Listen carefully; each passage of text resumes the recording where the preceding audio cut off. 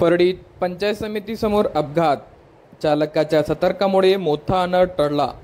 परळी शहरातील मलिकपुरा भागात जनता ट्रेडर्स पंचायत समितीसमोर आज दुपारी 12:30 वाजेच्या सुमारास भीषण अपघात झाल्याची घटना घडली आहे। मिळालेल्या माहितीनुसार पंचायत समितीसमोर वळण घेताना मोटरसायकल येत होती आणि दुसऱ्या बाजूने हायवा MH44U 1894 येत होता। हायवाच्या चालकाच्या सतर्कामुळे मोठा अनर्थ टळला आहे। मलिकपुरातील स्थानिक नागरिकांचा म्हणणं आहे की पंचायत समिती समोर गतिरोधक बंधनकारक आहे। दोन्ही बाजूने गतिरोधक टाकायची गरज आहे।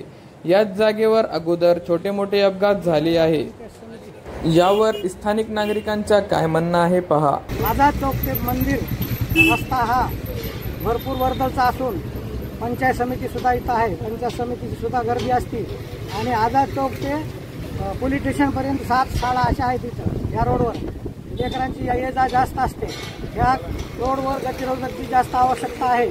आज ही घटना जर ड्रायव्हरनं हायवाच्या ड्रायव्हरनं सतर्कता न घेतली असती तर नवरा बायकोला आपला जीव गमवावा लागला असता। ह्यामुळं आम्ही मागणी अशी करत आहोत, वारंवार मागणी केलेली आहे आम्ही, पण इथं कुणीही दक्षता घेत नाही।